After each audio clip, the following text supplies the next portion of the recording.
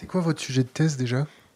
Composer un monde en commun, c'est-à-dire redonner le pouvoir à tous de contribuer à la construction du monde et d'un monde commun partagé avec tous.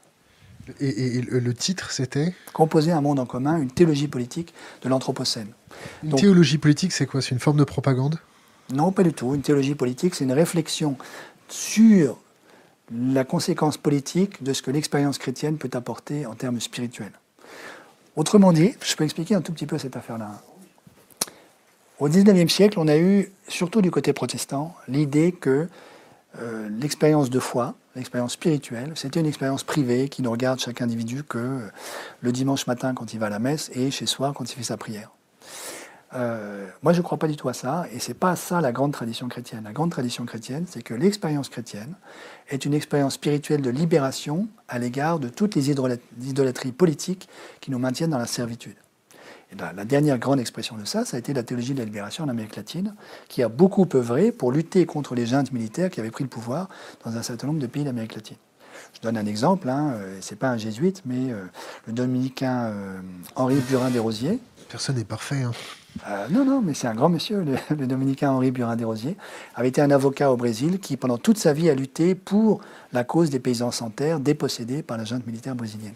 Bon, ça c'est la grande idée de la théologie de la libération, mais fondamentalement c'est la grande idée du christianisme, qui est que l'expérience spirituelle, c'est pas un petit truc dans ma bulle et dans ma régression intra-utérine favorisée par le confinement, c'est une expérience de libération qui a des conséquences politiques.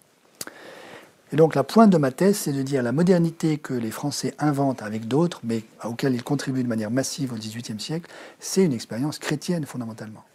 L'évangile a quelque chose à voir avec la démocratie, parce que l'évangile n'est pas compatible avec l'idolâtrie de la monarchie et du corps du roi siégeant sur le trône. Et la meilleure preuve de ceci, c'est ce qu'on lit dans les évangiles, ce que j'ai expliqué dans ma thèse, notamment dans l'évangile de Luc, au moment d'un récit qui n'est pas très connu, qui s'appelle le récit de l'Ascension. Le Christ, le Messie, ressuscite, rencontre ses apôtres, et ses apôtres lui disent bon, est-ce que c'est maintenant qu'enfin tu vas rétablir la monarchie davidique, la royauté, et bouter hors de Palestine, ou hors, disons, de la Judée romaine, le pouvoir romain. Parce que c'était ça la grande attente messianique du judaïsme du 1er siècle, c'est-à-dire le Messie devait libérer Israël de l'oppression romaine. Et le Christ refuse de faire ça. Il refuse de s'asseoir sur le trône de David et il disparaît dans le ciel. Et donc l'interprétation que j'en propose, c'est de dire le Christ, le Messie pour les chrétiens, a refusé de s'asseoir sur le trône. Donc il a laissé le lieu du pouvoir vide, de manière que nous puissions apprendre à construire démocratiquement les figures du lien social qui vont occuper le lieu du pouvoir. Et d'une certaine manière, ça veut dire que pour les chrétiens, idolâtrer le roi, c'est pas être fidèle à l'évangile. C'est incompatible fondamentalement avec l'évangile, même s'il se trouve que c'est ce que notre Église a soutenu pendant des siècles, mais c'était une erreur. Et donc ceci pour dire que être chrétien aujourd'hui, ça veut dire fondamentalement être démocrate, être favorable à la modernité, être favorable à la séparation des pouvoirs, notamment à la séparation de l'Église et de l'État, et évidemment, et c'est un autre aspect que je développe dans ma thèse, c'est être écologiste aujourd'hui, fondamentalement.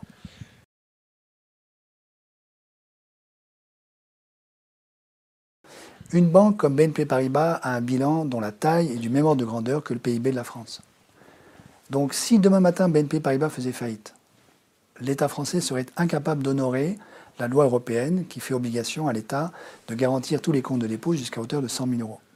Je pense qu'il faut prendre conscience du fait que déjà au moment du naufrage du secteur bancaire chypriote, c'était pas clair que l'État chypriote ait été capable de garantir tous les comptes de dépôt des Chypriotes jusqu'à hauteur de 100 000 euros.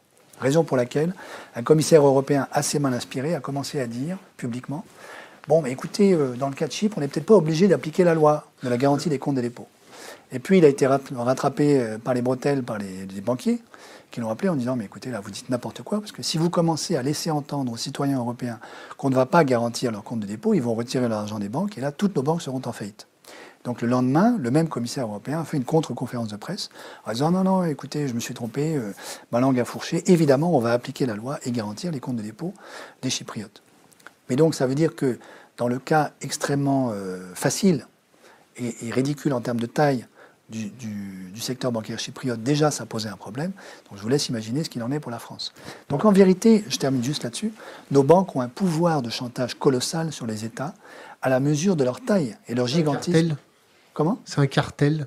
Oui, bien sûr que c'est un cartel. C'est un secteur, le secteur bancaire est un secteur qui n'est absolument pas concurrentiel, au sens où c'est un oligopole dans lequel la concurrence est très très imparfaite et où les banques se font des cadeaux entre elles et empêchent d'ailleurs un certain nombre d'autres banques de venir leur faire concurrence. Je donne un exemple. Triodos, qui est une banque néerlandaise, qui est remarquable à tous égards. C'est une banque qui ne finance que des projets écologiques, dont les fonds propres représentent 20% du bilan de la banque, contre 3% pour toutes les autres grandes banques françaises, et dont les écarts de salaire à l'intérieur de la banque vont de 1 à 5, contre 1 à 1000 pour la Société Générale et BNP Paribas. On dit bonjour à Frédéric. On dit bonjour à Frédéric Oudéa.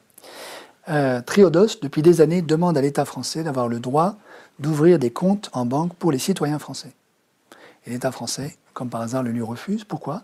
Parce que ce serait une concurrence formidable à l'égard de nos grandes banques systémiques. Elles savent très bien que le jour où Gaël Giraud continue de faire de la publicité pour Triodos, comme il le fait partout, le jour où les Français ont la possibilité d'ouvrir un compte en banque chez Triodos, ils vont tous vider leur compte en banque chez BNP et la Société Générale pour l'ouvrir chez Triodos. On n'a pas le droit de faire ça, faire de la Bien publicité. sûr, de faire de la publicité.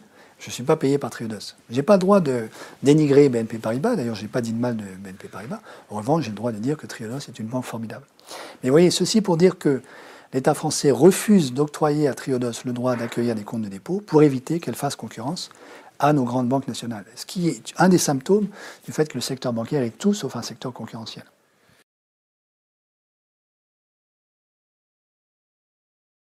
Je ne suis pas un spécialiste de la Turquie. J'interprète la position d'Erdogan comme étant du populisme qui instrumentalise la religion et l'islam en particulier à des fins politiques.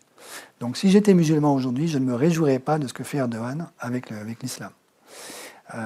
Maintenant, en tant qu'Européen, ma position, c'est que nous devrions avoir une position beaucoup plus ferme avec la Turquie, dans la mesure où la Turquie aujourd'hui exerce un pouvoir de chantage colossal avec les migrants qu'elle contient dans son pays et qu'elle est prête à lâcher, entre guillemets, sur l'Europe. Et donc, d'une certaine manière, la Turquie est en train de négocier ça avec nous, en nous disant « Ah, mais si vous ne faites pas, si vous m'énervez, si vous ne faites pas ce que je vous demande, moi je lâche le 1,5 million de réfugiés que je suis capable d'envoyer sur l'Europe continentale. » Face à ceci, à mon avis, l'Europe devrait parler d'une voix beaucoup plus forte, une voix unie, pour avoir une position politique ferme vis-à-vis d'Erdogan, ce qui n'est pas le cas aujourd'hui.